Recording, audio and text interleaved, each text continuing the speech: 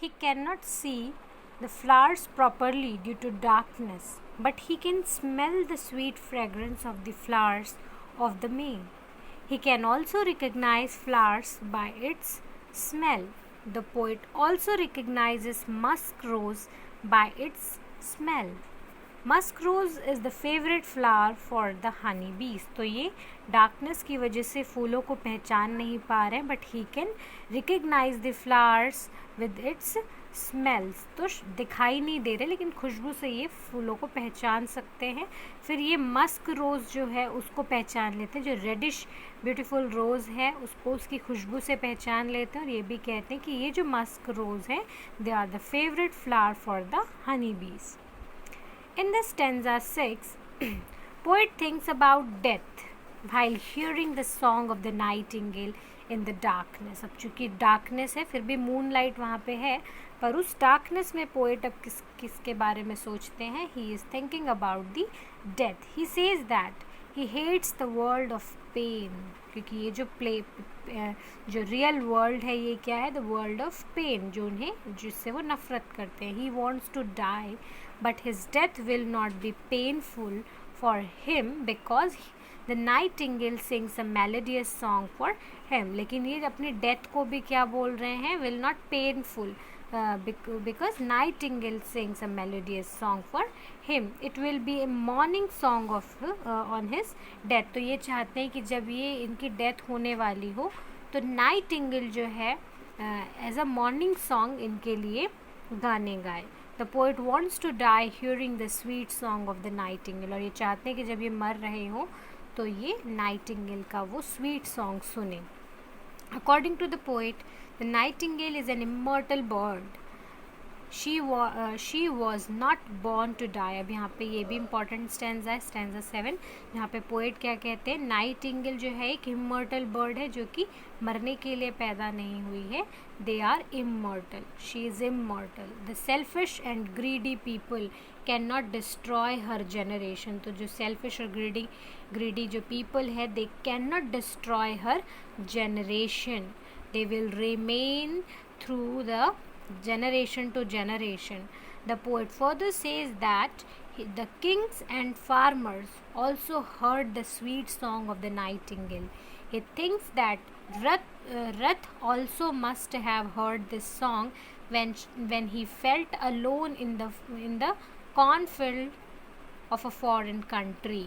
तो यहाँ पे ये बोल रहे हैं कि जो उसका सॉन्ग है उसको किंग्स भी सुनते हैं, फार्मर्स भी सुनते हैं, और फिर ये रथ की बात करते हैं who is a character in Bible. तो रथ जो है वो क्या करता है? अपने पेन को, अपने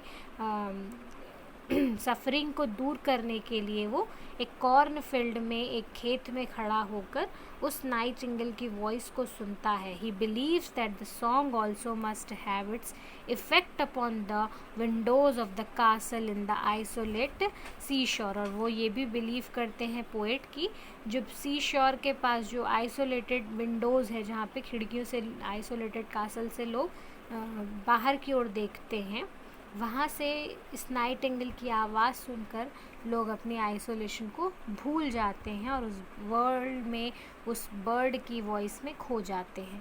इन the last and the 8th stanza the poet comes back to the real world. अब ये अपनी इमेजिनेटिव वर्ल्ड से निकलकर वापस से रियल वर्ल्ड में आ जाते हैं. He feels himself alone in the world again. और वापस वो क्या देखते हैं? That he is alone. There is no song, there is no nightingale. He is the only one standing there.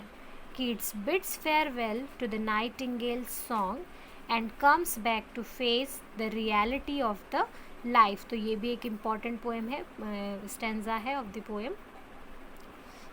फिर वो उस बर्ड को फेयरवेल देते हैं, गुड बाय कहते हैं, and the realities of life, और वापस से अपनी रियलिटी में आ जाते हैं. The Nightingale flies away from the site of the poet. और फिर वो पोइट की आंखों से ओझल हो जाती, बहुत दूर उड़ जाती. दस the voice of the bird becomes inaudible for the poet. अब उनको उसकी आवाज़ जो है नाइटिंगेल की वो अब नहीं सुनाई देती है. The last stanza of the poem is full of sadness. क्यों सैडनेस वह है? क्योंकि जो नाइटिंगेल है, जो वॉइस है उसकी, जो सॉन्ग है वो अब कहीं दूर चला गया, कहीं गायब हो गया। तो पोइट जो है अपनी रियलिटी में, अपनी पेनफुल लाइफ में वापस आ गए। So this is the full of sadness because of the poet's illusion has broken. Poet का जो इल्यूजन था वो टूट गया and he has to come back to his real consciousness and the real world.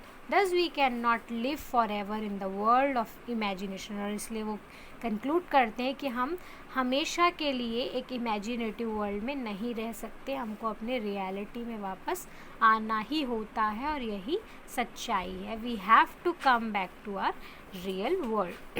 So this is the important stanza, stanza 7 and 8.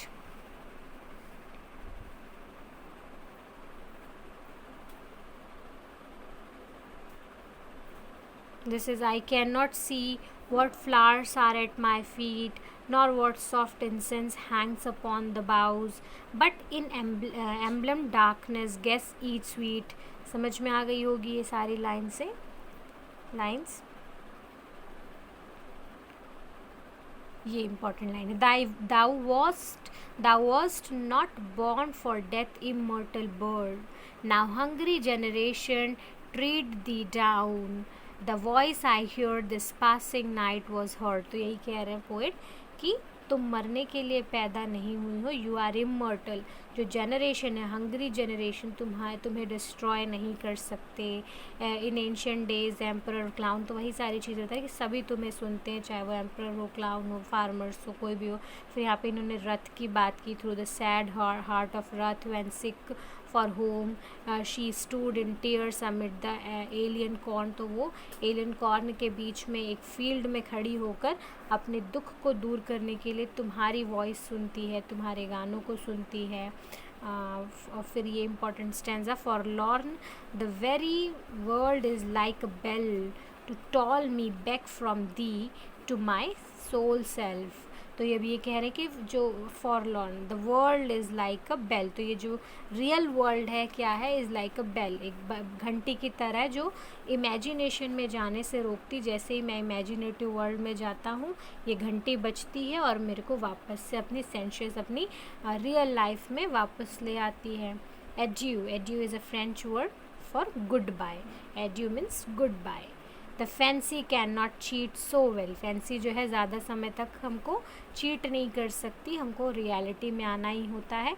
She is fame to do deceiving elf. तो ये सिर्फ क्या होती है, एल्फ जो है, परिया जो है, सिर्फ उन्हीं से हम डिसीव हो सकते हैं। Edu goodbye, thy plenty and them fades past the near meadows over the still stream। तो जो still stream है, near the meadows, घास का जो मैदान है, अब तुम वहाँ उतनी दूर चली गई हो, धीरे धीरे क्या हो गई हो, फेड हो गई हो और मुझसे बहुत दूर चली गई हो अपने गानों को लेकर, अपने सॉन्ग को लेकर। अब द हिल साइड, कहाँ अब the hill side, and now it's buried deep. तो धीरे धीरे मिडोज से होते हुए, स्टिल स्ट्रीम से होते हुए, हिल साइड से होते हुए, नाउ इट्स बरीड डीप, बहुत डीप में तुम चली गई हो, इतनी डीप कि अब तुम्हारी आवाज़ भी मुझे सुनाई नहीं दे रही है। In the next valley glades, कहाँ चली गई हो, दूसरे वैले में चली गई हो जहाँ से तुम्हारी आवाज़ अब मुझ तक नहीं पहुँच पा रही है। वॉज इट अ विजन और अ वेकिंग ड्रीम, तो क्या यह एक विजन था या एक सपना था जिससे अब मैं जाग चुका हूँ। Fled is that music, do I wake और स्लिप। तो अब यहाँ पे क्या बोल रहे हैं, फ्लड इज़ दैट म्यूज़िक, क्या वो म्यूज़िक जो है अब यहाँ से चली गई है, डू आई वेक और स्लिप। तो अब मैं उठ जाऊँ, मतलब नींद से जाग, विजन से बाहर आ जाऊँ, और स्लीप, या फिर मैं सो जाऊँ और फिर से उसी सपने में खो जाऊँ, उस नाइटिंगेल के सपने में खो जाऊँ। तो यहाँ पे हम हेलुसिनिज्म देखते हैं कीट्स की, जो मोस्टली उनके पोएम्स में होती है। हेलेनिज्म जो है इनकी मोस्टली पोएम्स में होती है, because he has the great fond of Greek culture and Greek art. So both of the poem ode to a nightingale and ode on a Grecian urn we can see the Hellenism of Keats. So this is the summary and analysis of the poem. Okay, thank you.